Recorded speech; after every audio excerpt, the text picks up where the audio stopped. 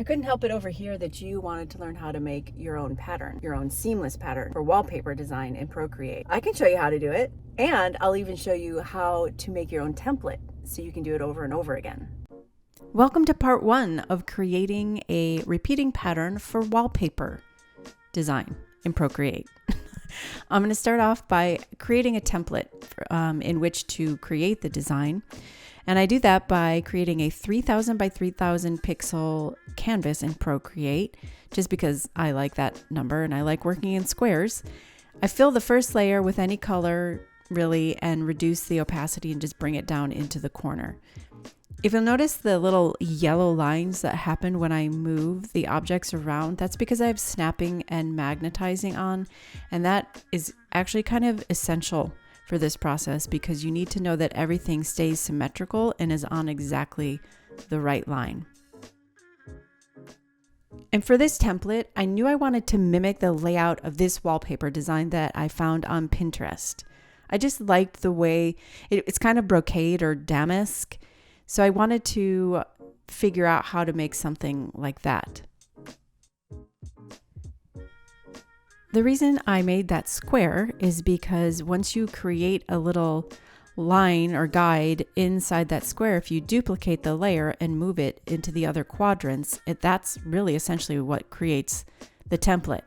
And you'll see here, I did it wrong the first time. I actually leave a lot of my mistakes in this video so that you can see that I'm not perfect. And it's really just about playing and figuring it out as you go. But I finally figured out that I was actually supposed to use the square that I put in there, and I made a wiggly line from the top right to the bottom left. Duplicated it, moved it up to the top left, duplicated and flipped it, and moved it to the other two quadrants. And then what you do is you merge the layers, and you duplicate those 5 times. The original one I lock and turn it off so I don't lose it, and then you reduce them so that they fill each square on the canvas, and it'll show you whether or not it creates a nice little template. And if you've done it right, it looks good and it works. And I actually really like this, so I'm going to stick with it and build off of this.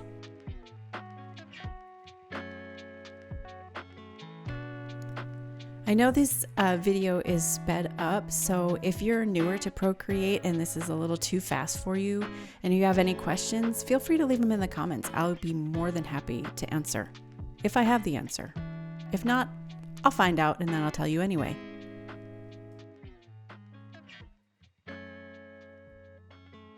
For the design itself, I'm going with a vintage storybook theme for a nursery. So I imagine kind of like a magical little forest with mushrooms and leaves and flora and fauna.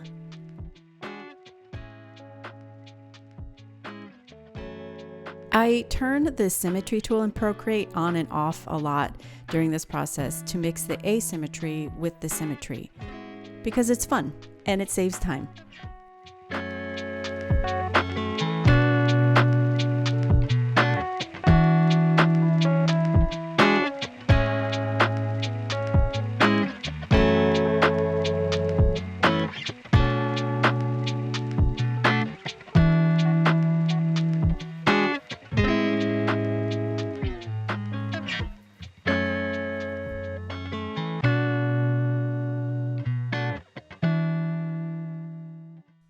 So I knew I wanted to create like a framework of mushrooms and leaves that go around a center image. I don't, at this point, didn't know what the center image was going to be. I just knew I wanted leaves and mushrooms to surround it.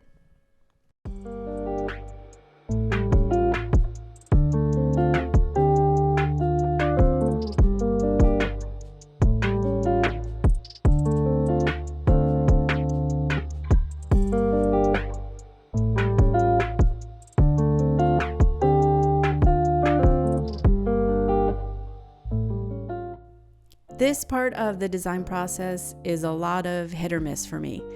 It's really just about getting things on paper and seeing the shapes and seeing if I like what they create. And if I don't, then I erase it and try something else.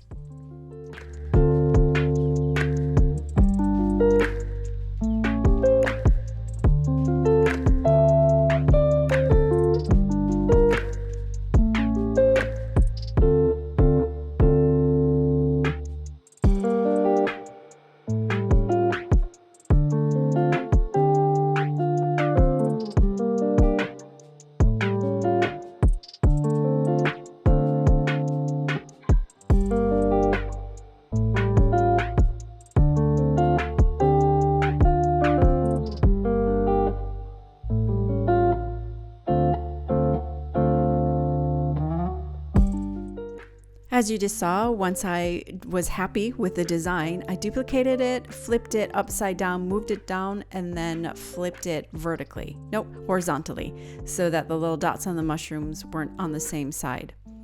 And then I duplicated it 5 times, again locking the original layer and turning it off. So now I have the centerpiece to work with.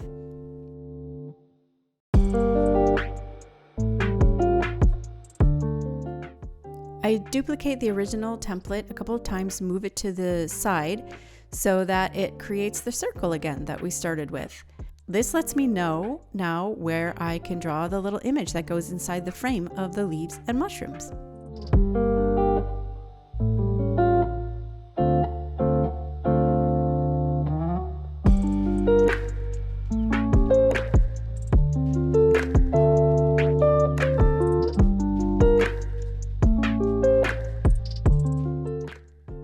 So now it came time to try to figure out what to put in the center of these frames. Immediately, I thought I would try some sleeping animals. I thought that would be really cute, especially for a nursery. But I ultimately decided I didn't love that idea, so I went ahead and erased it and moved on to something else.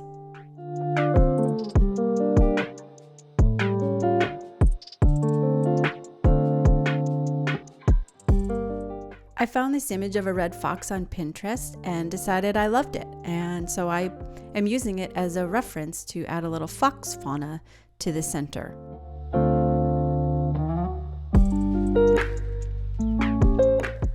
And I went ahead and used a different color for the fox just so that it stood out a little bit more from the frame, so I could just visually get a better idea of how this was all going to look in the end.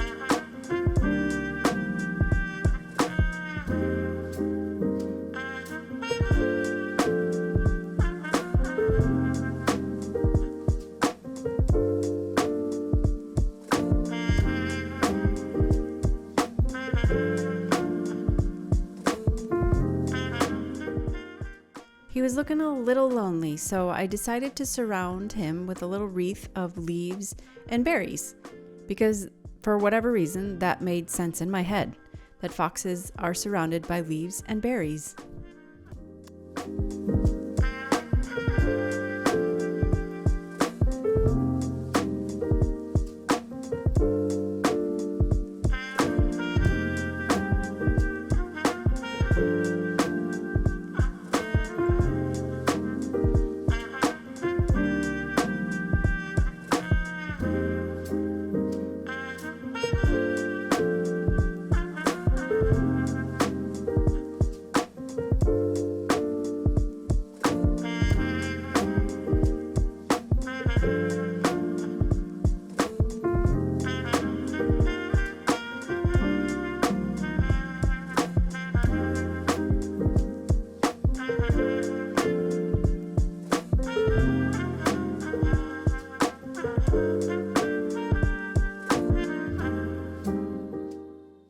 Once I knew I was happy with it, I needed to move it out to the edges. And if you see, I make these little dots in the corners. That's so that when I duplicate the group and go to move it, it actually takes up the entire canvas, which is what allows it to get it exactly in the right places with those yellow lines. You see, when they snap in place, you get the yellow lines vertically and horizontally.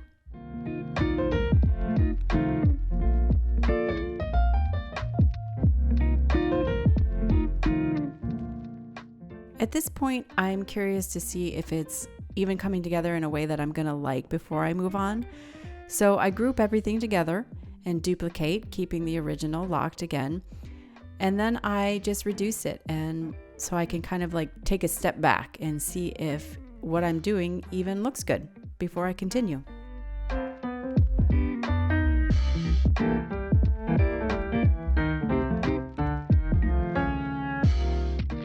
And I'm actually really happy with the way that it's looking. So yay!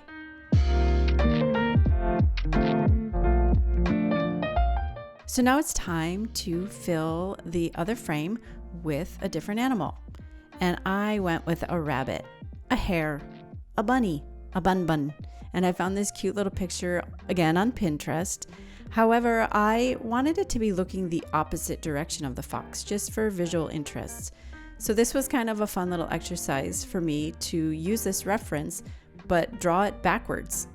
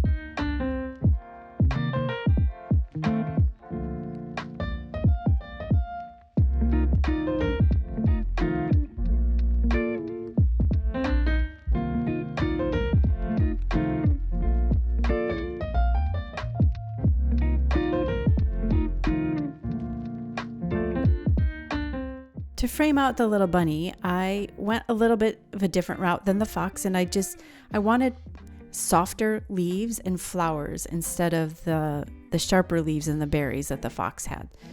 Because in my head, again, that just made sense for the rabbit to have flowers and soft, fluffy leaves.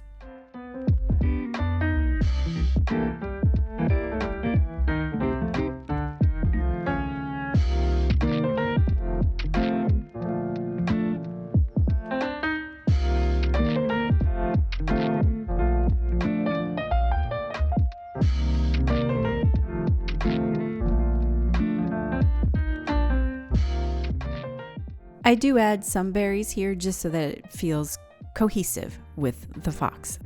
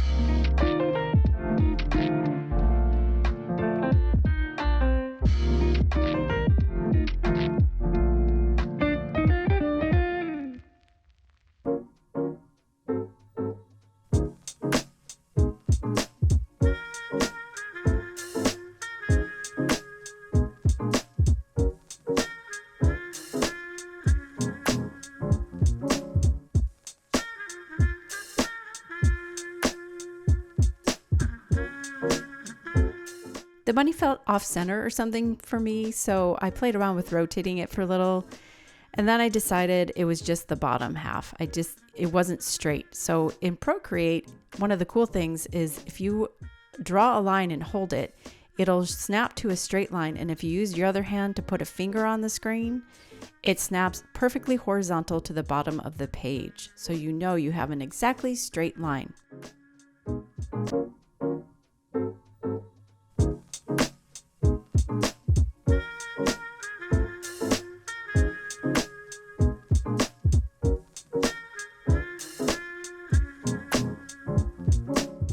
Now that I have all of the design elements drawn out and I am happy with their placement, I want to test the pattern.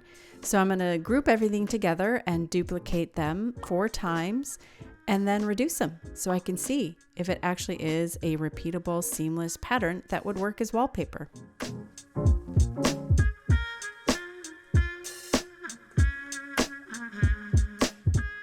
And I'm happy with the way it looks, but I want to just make sure. So I merge everything, duplicate it 4 times again, and reduce it 1 more time to see if I like it even further out.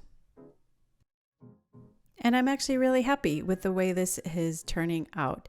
So thanks for watching part 1 of this. Come back next week and watch how I finalize it and see what it looks like as wallpaper. Okay, thanks. Bye.